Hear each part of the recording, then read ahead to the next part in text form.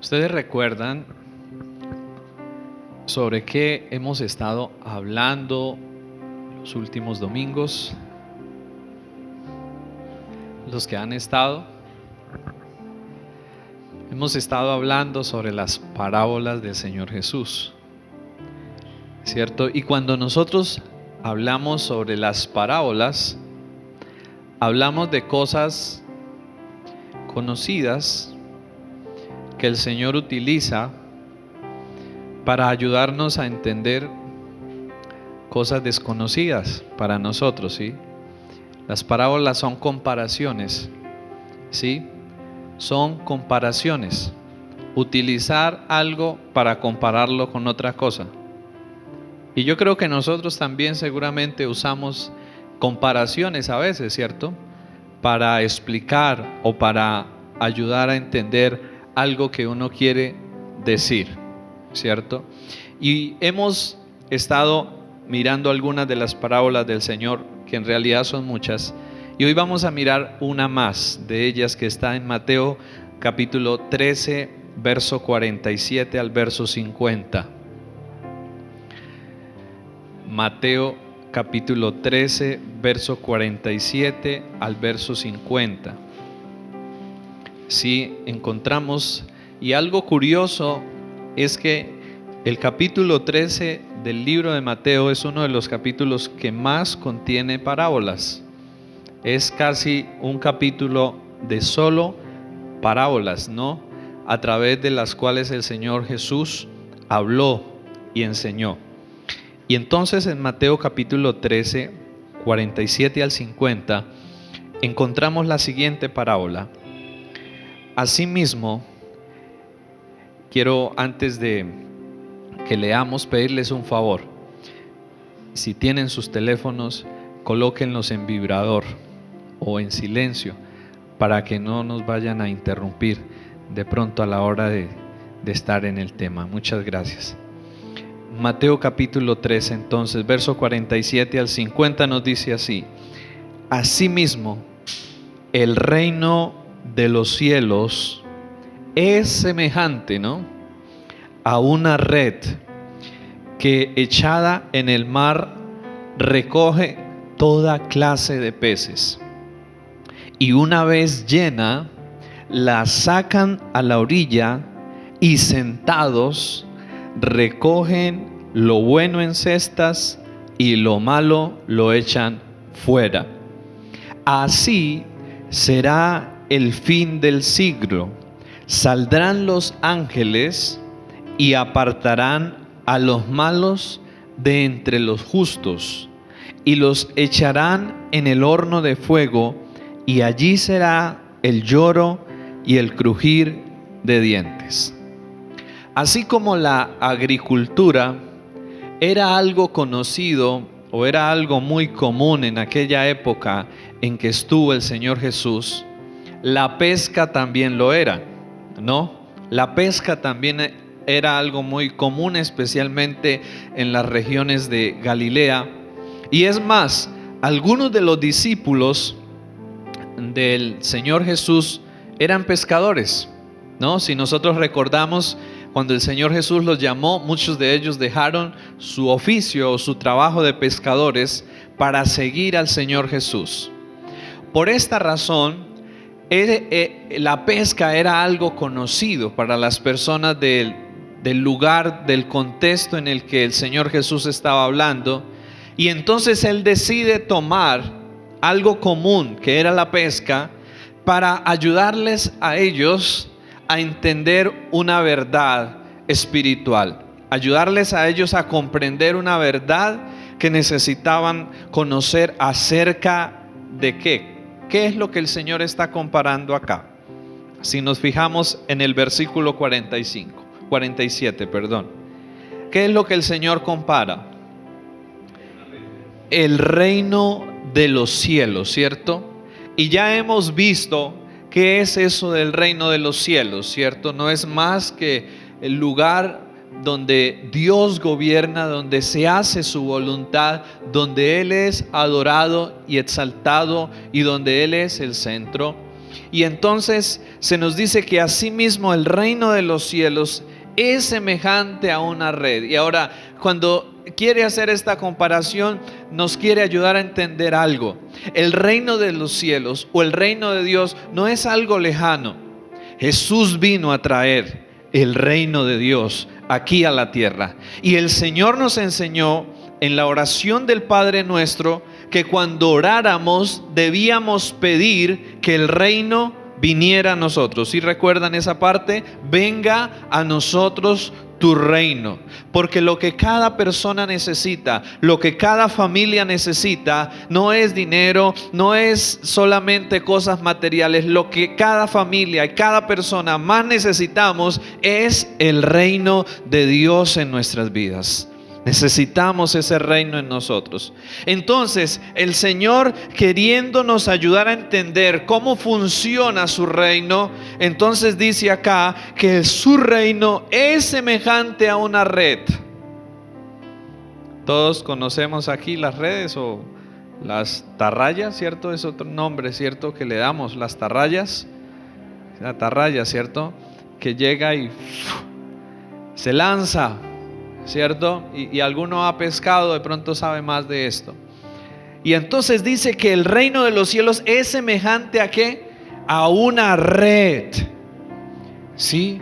Y nosotros podríamos decir, bueno, ¿y cómo así eso de que el reino de los cielos es semejante a una red? Pareciera como no tener mucho sentido. Pues lo que el Señor está enfocando aquí es cómo a través del reino de los cielos y de la predicación de ese evangelio, la predicación de ese mensaje, se abarca y se alcanza una cantidad de personas a lo largo de la historia. Miren, desde el mismo tiempo del Señor Jesús, Lucas capítulo 14, versículo 25 nos dice: grandes multitudes seguían a Jesús. Grandes multitudes seguían a Jesús. Así que el reino de los cielos es semejante a una red. ¿Por qué? Porque su mensaje, porque su evangelio que está siendo predicado, que está siendo proclamado por toda la tierra, abarca muchas personas. Desde esa época, como leemos en Lucas 14, 25, grandes multitudes seguían al Señor Jesucristo. Y luego de la venida del Señor, y luego que vienen los discípulos y que se establece la iglesia, esa red sigue siendo lanzada una y otra vez. Esa red sigue una y otra vez siendo lanzada. Y vemos nosotros cómo a través de la predicación, cómo a través de eventos masivos, cientos y miles de personas escuchan el evangelio de nuestro Señor Jesucristo. Y seguramente nosotros estamos aquí hoy como resultado de eso, porque un día alguien lanzó la red y seguramente ahí nosotros estábamos, y hoy hemos llegado y hoy estamos a los pies del Señor. Así que luego, ¿qué sigue diciendo? El reino de los cielos es semejante a una red que, echada en el mar, recoge toda clase de peces. Recoge toda clase de ¿qué? De peces. Y así sucede con el evangelio. Se extiende y el evangelio abarca todo tipo y toda clase de personas. Llega sin distinción alguna a todo lugar, a toda persona. Pero sin embargo, dice el verso 48, aquí hay algo curioso. Y una vez que la red se ha llenado, la sacan a la orilla y sentados recogen lo bueno en cestas y lo malo lo echan fuera. Entonces aquí empezamos a entender un poco más de lo que el Señor quiere enseñarnos. Por un lado tenemos que el mensaje del Evangelio es proclamado en todo lugar, es proclamado a toda persona. Y por otro lugar tenemos que un día el Señor va a escoger a los buenos y va a escoger a los malos. Aquí se nos está mostrando que después de sacar la red del mar, ¿qué hace el pescador? Mira, ¿cierto? ¿Cuáles son los peces buenos? ¿Cuáles son los peces malos? Porque cuando uno lanza la red, esta coge y toma de todo lo que hay. Y así es el mensaje del Evangelio, así es la predicación del Evangelio. Llega y abarca a todo tipo de personas. Pero un día, al final, va a pasar algo, y es lo que quizás es el tema como central de esta parábola, es la idea principal de esta parábola. Un día, al final, Dios va a tomar y va a escoger a los buenos y a los malos. Pero cuando nosotros hablamos de personas buenas y hablamos de personas malas, ¿será que podemos llegar a ser buenos por sí mismos? ¿Será que podemos llegar a ser buenos por nosotros mismos? No, la Biblia, ¿qué dice? No hay ni siquiera uno que sea justo, que sea bueno. Entonces, ¿por qué aquí este texto nos está hablando de que al final, como dice el versículo 49, así será el final de qué? Del siglo? Y cuando habla del final del siglo, habla del final de este mundo, habla del final de las cosas que hoy vemos y que hoy están sucediendo, porque ciertamente habrá un final. Y dice, al final del siglo saldrán quienes, los ángeles, y apartarán a los malos de entre los justos. Apartarán a los malos de entre los justos. Entonces aquí lo que el Señor nos está mostrando es una diferenciación y una separación que Dios hará de los buenos y de los malos. Ahora, yo creo que todos nosotros, especialmente en el campo con las cosechas, experimentamos eso, ¿no? Que seleccionamos lo que está bueno y dejamos a un lado lo que está malo. Y aquí cuando el Señor habla de los justos o de los buenos, no está hablando de que hayan personas que por sí solas o por sí mismas sean buenas y otros sean malos. Aquí lo que el Señor está hablando es que hay unos justos o que hay unos buenos, refiriéndose a aquellos que un día fueron salvos, refiriéndose a aquellos que un día reconocieron su condición de pecado, reconocieron su necesidad de Cristo, le entregaron su vida a Él y decidieron desde entonces con fidelidad de corazón seguirlo a Él y vivir para Él. Esos son los buenos, esos son los justos. Y esos somos todos aquellos que hemos sido transformados y cambiados por el Señor. Podemos decir que somos buenos, podemos decir que somos justos, podemos decir que somos santos, pero no por nosotros mismos, sino por lo que Jesús nos ha otorgado, porque estamos vestidos de Jesús, porque Jesús nos ha dado su justicia, porque Jesús nos ha dado su santidad, porque Jesús nos ha hecho buenos en Él. No por nosotros. Porque si quitaran a Jesús de nuestras vidas, ¿qué creen ustedes que quedaría en nosotros? No quedaría sino la evidencia de lo que en realidad es cada ser humano sin Dios. Alguien pecador y alguien lleno de maldad. Así que cuando el Señor habla aquí de peces buenos y de peces malos, está mostrándonos cómo la iglesia desde sus comienzos es una mezcla de lo bueno y de lo malo. Y yo sé que aquí muchos de nosotros podríamos quizás alarmarnos un poco y decir, pero ¿cómo así que la iglesia del Señor es una mezcla de lo bueno y de lo malo? ¿Acaso la iglesia no debe ser algo totalmente perfecto, algo totalmente puro, algo totalmente limpio? Podríamos llegar a pensar eso, ¿no? Que la iglesia tiene que ser algo así perfecto.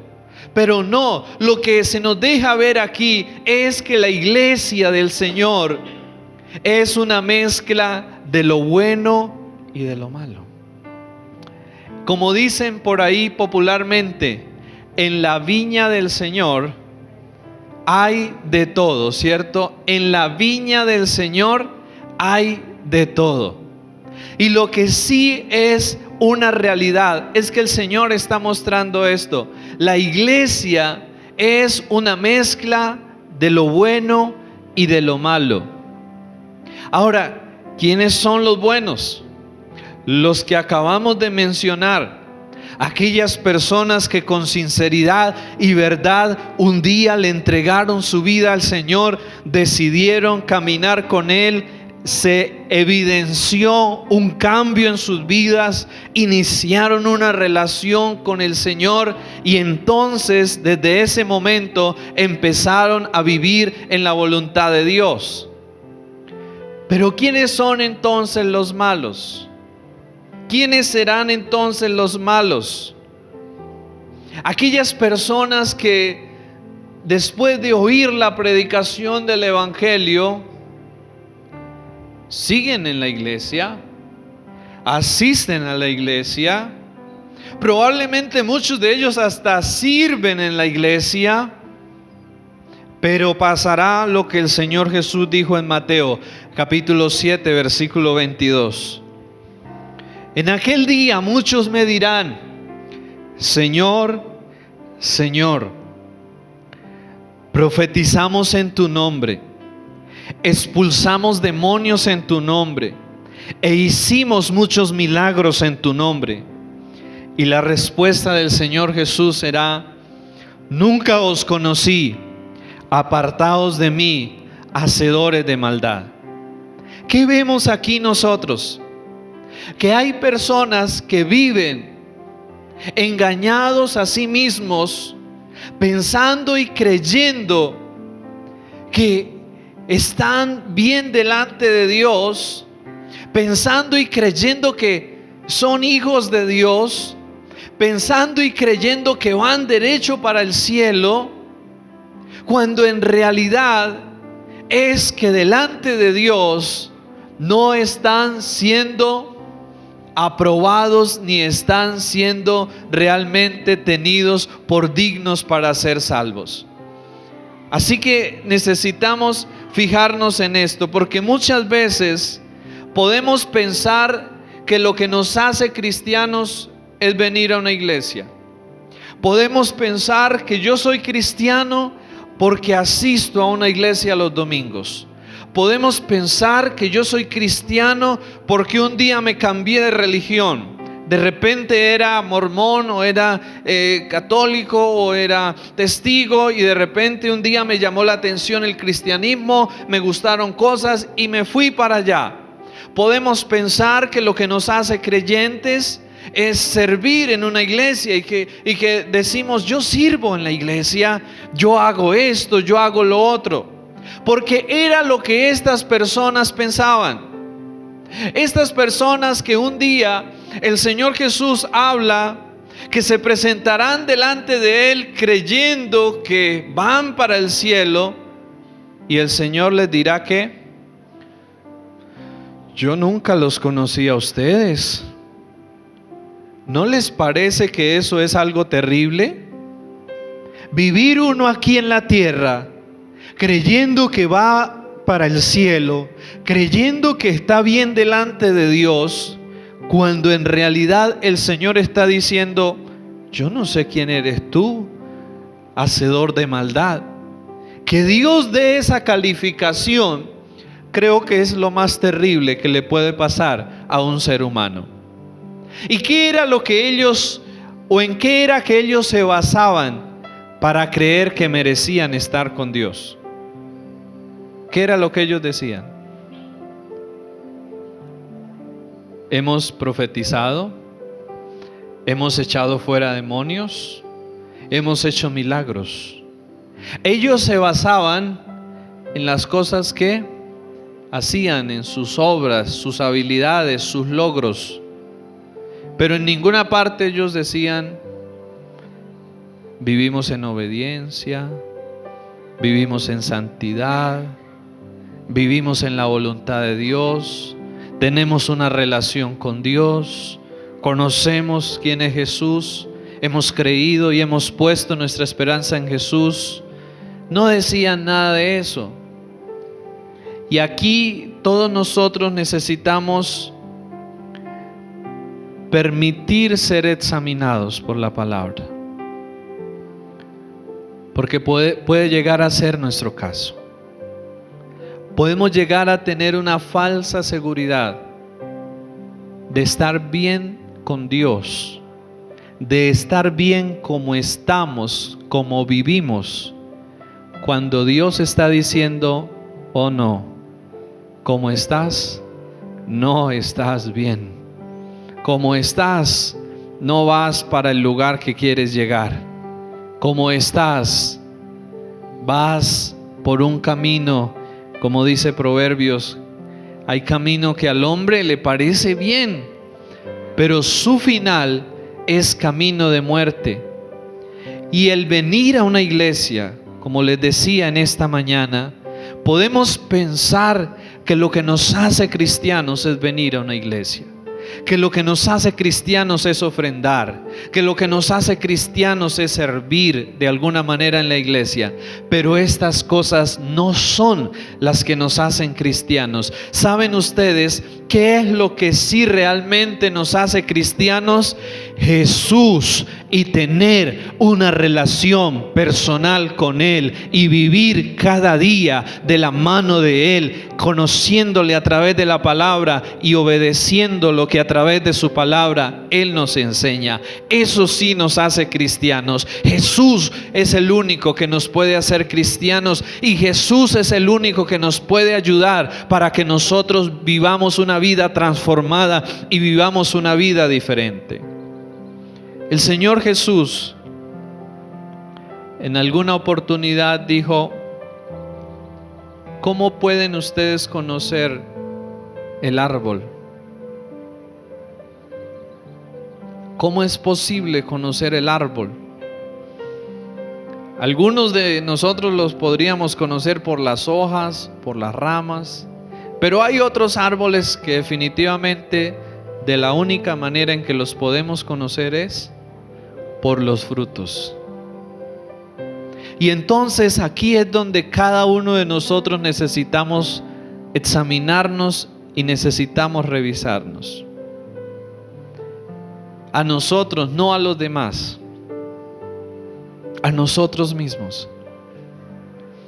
¿Cuáles son los frutos que yo estoy dando como persona? Y cuando hablamos de frutos, no hablamos de cosas que hacemos. Estamos hablando de lo que somos como personas. ¿Hay un cambio realmente en su vida? ¿Ha habido un antes y un después en su vida? ¿Es usted alguien diferente a lo que era antes? ¿Vive ahora usted más en obediencia a la palabra de Dios? ¿Hay cambios notables en su vida que otros pueden notar, que otros pueden hablar, que usted realmente ha cambiado? ¿Es ese tipo de cambios, ese tipo de testimonio, lo que demuestra que realmente tú y yo hemos sido salvados y estamos realmente en una relación con Dios? Es una vida cambiada y diferente. Pero si nosotros asistimos a una iglesia, hablamos aún de Dios, pero vivimos mal, de nada nos sirve hablar bien y vivir mal. De nada nos sirve mencionar versículos si vivimos totalmente contrario a eso que mencionamos y a eso que hablamos. Dios está diciéndonos algo aquí en esta mañana, y es que hay una realidad donde al final de la historia humana todo ser humano se va a encontrar con Dios, y todo ser humano va a ser examinado y revisado por Dios. Y miremos por favor Apocalipsis capítulo 20. Apocalipsis capítulo 20 versículo 11. Apocalipsis capítulo 20 versículo 11. Y vi un gran trono blanco. Es el último libro de la Biblia. Y el capítulo 20, el versículo 11. Y aquí se nos muestra una gran verdad. Apocalipsis 20, 11. Y vi un gran trono blanco, y al que estaba sentado en él, de delante del cual huyeron la tierra y el cielo, y ningún ser se encontró, y ningún lugar, se encontró para ellos. Y vi a los muertos, grandes y pequeños, delante de Dios. Y los libros fueron abiertos, y otro libro fue abierto, el cual es el libro de la vida. Y fueron ¿qué? Juzgados los muertos por las cosas que estaban escritas ¿en dónde? En los libros, según ¿qué? Sus obras o según lo que habían hecho. Versículo 13. Y el mar entregó los muertos que había en él, y la muerte y el Hades entregaron los muertos que habían en ellos, y fueron juzgados cada uno según sus obras. Y la muerte y el Hades fueron lanzados al lago de fuego. Esta es la muerte segunda. Y el que no se halló inscrito en el libro de la vida fue lanzado al lago de fuego. Lo que acabamos de escuchar no es algo fantasioso, es algo real que va a suceder al final de la historia de la humanidad. Todos, ricos, pobres, grandes, pequeños, vivos, muertos, todos, dice acá, que se van a levantar y se van a presentar delante de Dios. Y allí delante de Dios, Dios va a juzgar cada uno de acuerdo a lo que hayan hecho. Y entonces Dios va a separar. Unos irán para la vida eterna y otros irán para la muerte y para la condenación eterna. Pero ¿quién es el que hará este juicio? Dios. No nos corresponde a nosotros hacer este juicio. Así como acabamos de mirar en la parábola que son los ángeles los que vendrán y separarán a los buenos y a los malos, y los pondrán a cada uno en su lugar. Eso representa cómo ese juicio le corresponde ¿a quién? A Dios. El punto no es solo el juicio, el punto es de qué lado estoy. ¿No creen ustedes? El punto es de qué lado estoy yo. ¿Estoy del lado de los justos o estoy del lado de los malos? Porque en la venida del Señor será glorioso y maravilloso para unos, y será terrible y doloroso para otros. Glorioso para aquellos que lo están esperando y para aquellos que viven consagrados a Él. pero doloroso y terrible y espantoso para aquellos que nunca decidieron tomar en serio a Dios, para aquellos que nunca decidieron creer en Dios, para aquellos que nunca decidieron honrar a Dios con sus vidas. Será terriblemente espantoso y doloroso. Así que lo que nosotros acabamos de mirar en esta parábola es que la iglesia es una mezcla ¿de qué? De lo bueno y de lo malo. En la iglesia hay cristianos genuinos, pero en la iglesia también hay creyentes falsos. En los púlpitos hay pastores genuinos, pero en los púlpitos también hay pastores, profetas y apóstoles falsos. Hay de todo. Y necesitamos como cristianos ser conscientes de esa verdad y de esa realidad.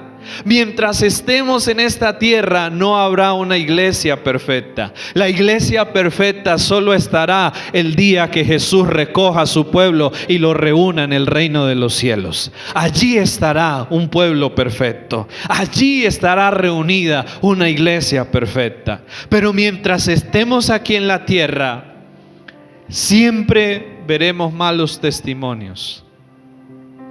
Tristemente veremos gente que un día aparentaba ser algo y al siguiente salir a la luz algo que en realidad no era. Eso lo veremos y lo seguiremos viendo mientras estemos aquí en la tierra. Pero ¿qué significa eso entonces? ¿Cuál es la conclusión de esta parábola para nosotros? ¿Cuál es la conclusión aquí? ¿O qué es lo que el Señor nos está queriendo transmitir acá? Hay un mensaje para dos grupos de personas. Por un lado hay un mensaje dirigido a los creyentes genuinos y verdaderos. Y es: mientras la iglesia esté en esta tierra, será una mezcla de lo bueno y de lo malo. Habrán malos testimonios, habrán falsos cristianos, habrán falsos maestros, pastores, habrán falsos. ¿Cierto? Como en el mercado encontramos billetes originales y billetes falsos, así en la iglesia se encontrarán personas genuinas de Dios y personas que no. Y el mensaje del Señor es que tenemos que aprender a tener paciencia y a convivir así, pero un día el Señor va a venir y va a separar a los buenos de los malos. Un día el Señor va a venir y va a tomar a los buenos, a los justos, y los va a llevar a la gloria. Y un día también Él va a sacar a la luz aquellos que no eran verdaderos, reales, y Dios va a hacer justicia. Así que el mensaje de Dios aquí en primer lugar para los cristianos fieles y verdaderos es: tengan paciencia, porque van a tener que convivir entre lo que es bueno y lo que es malo. Tengan paciencia. No se dejen desanimar por eso. Que si usted ve un mal testimonio, no diga: ay, ya no sigo a Dios, ¿eso para qué? Mire esa persona que va allá. No, es que eso es lo que Él ha decidido. Pero usted puede decidir ser diferente, seguir a Dios, caminar con Dios, amar a Dios. Porque desde tiempo antiguo hemos visto cómo personas se levantaron en medio de generaciones perversas y decidieron amar y seguir a Dios. Vemos a Noé, cómo se describe la época de Noé, una época perversa, una época donde el Señor se dolió en su corazón y decidió acabar con la humanidad. Pero dice la Biblia que Noé halló gracia en los ojos de Dios. Y luego vemos Elías pensaba que había quedado solo, y entonces Dios le dice: hay 7,000 cuyas rodillas no se han doblado ante Baal. Y yo quiero decirles algo en esta mañana: los malos testimonios dentro de la iglesia. Los malos ejemplos dentro de la iglesia, tristemente los vamos a ver y no van a desaparecer hasta el día en que el Señor venga y lleve a su pueblo a la gloria eterna. Pero lo que sí tenemos que hacer nosotros es, a pesar de esos malos ejemplos, a pesar de esos malos testimonios, decidir seguir a Jesús. Si esa persona decidió apartarse, si esa persona decide hacer lo malo, decide jugar con las cosas de Dios, dejémoslo, que un día tendrá que estar de pie delante de Dios. Pero usted y yo, como dijo Josué, yo y mi casa serviremos al Señor. Usted tome una decisión, tome una determinación, seguir al Señor. Muchos podremos pensar y sentir dolor y frustración, pero ¿cómo es posible que esta persona hace lo malo y nada le pasa? ¿No se ha llegado usted a sentir así a veces? Como gente que juega con las cosas de Dios y uno los ve y como que nada les pasa. Pues mire, ciertamente aquí ahora probablemente no les suceda nada, pero el día que estén delante del Señor, ¿qué dice el Señor Jesús al final de su parábola? Allí será el lloro y ¿qué? Y el crujir de dientes. O sea, eso no habla de cosas agradables ni de cosas buenas. El lloro y el crujir de dientes. Para muchos impíos, su único cielo será esta tierra, porque cuando estén delante de Dios, las cosas serán terribles. Y para muchos creyentes, su único lugar de dolor y de sufrimiento será quizás en parte una vida acá, pero un día gozarán y estarán dichosos en la eternidad con el Padre. Estarán allí. Y nosotros necesitamos ser conscientes de eso. Cuando veamos cómo los impíos prosperan, solo recordemos las palabras del Señor: tengan paciencia, porque al final de la historia de la humanidad, los justos resplandecerán. Los justos serán recompensados allí, pero los otros serán ¿qué? Condenados y castigados por la eternidad. Entonces, los justos diremos: valió la pena seguir al Señor. Valió la pena tener paciencia. Valió la pena sufrir. Valió la pena aguantar. Valió la pena soportar. Pero los impíos dirán: ¿por qué razón yo no me arrepentí? Así que el primer mensaje es para los justos, y es que tenemos que aprender a convivir entre lo bueno y lo malo. Pero también debemos estar seguros que Dios un día hará justicia. Así inmediatamente no veamos justicia, Dios un día va a satisfacer toda sed de justicia que haya en nosotros por el mal que otros han hecho. Pero no nos corresponde a nosotros determinar juicio sobre estas personas. ¿Quién lo hará? Lo hará el Señor al final.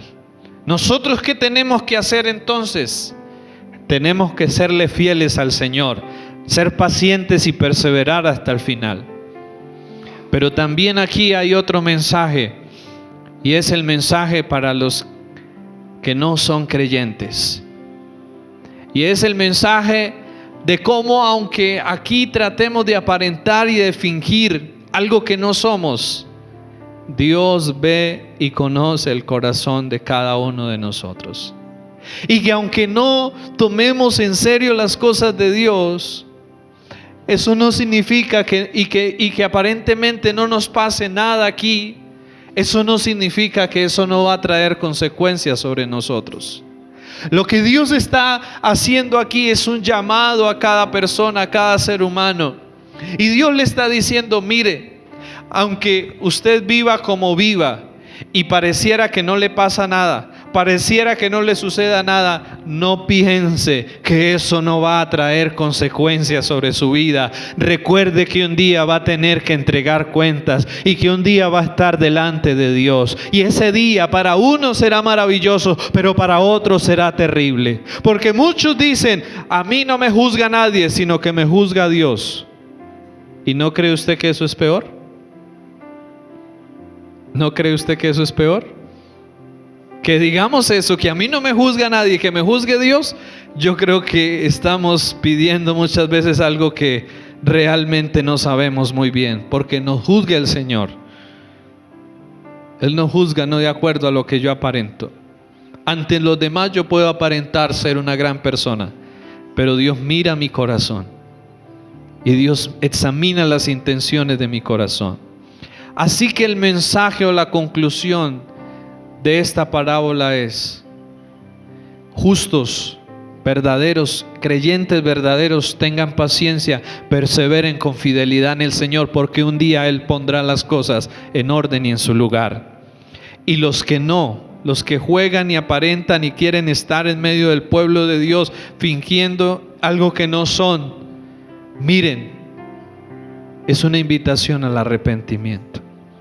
Mientras estemos con vida nos podemos arrepentir. Y es una invitación a tener temor de Dios. Es una invitación a tenerle temor al Señor. Porque muchas personas viven haciendo y deshaciendo como si no tuvieran Dios y ley. Pero el Señor nos anima: tengan temor de Dios, porque un día daremos cuentas al Señor. Así que el Señor nos ayude. Y el punto es: ¿de qué lado estamos? ¿De qué lado estamos? ¿Qué tal si inclinamos ahí nuestros rostros y oramos al Señor en esta mañana? Padre, estamos aquí en este día, Señor, y queremos pedirte que nos ayudes, por favor. Señor, ayúdanos, por favor, Padre. Ayúdanos a tomar en serio las cosas tuyas, Dios. Señor, ayúdanos a los creyentes a no desanimarnos por los malos testimonios, por los malos ejemplos que muchas veces podemos ver, Señor. Ayúdanos a tener esa esperanza de que un día tú vas a hacer justicia, tú vas a poner todo en su lugar, Señor. Te pedimos en esta mañana, Señor, que nos ayudes, Padre, a ocuparnos, Señor, en lo que verdaderamente debemos ocuparnos, Dios. Señor, pero también oramos por aquellos que, Señor, no toman en serio las cosas tuyas, para que tú les concedas el arrepentimiento, Señor. Tú les concedas el poder recapacitar de sus malos actos, de sus malas obras, Señor. Te pedimos en esta mañana, Señor, que como iglesia tú nos ayudes a perseverar en medio de lo malo, en medio de lo injusto, en medio de lo mal testimonio que podamos ver, de las injusticias que podamos pasar.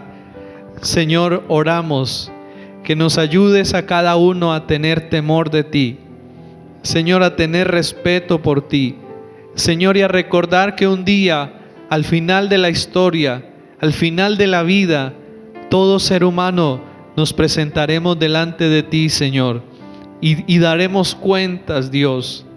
Te damos gracias porque los que estamos en Cristo, tu palabra nos dice que no hay ninguna condenación para ellos, Señor.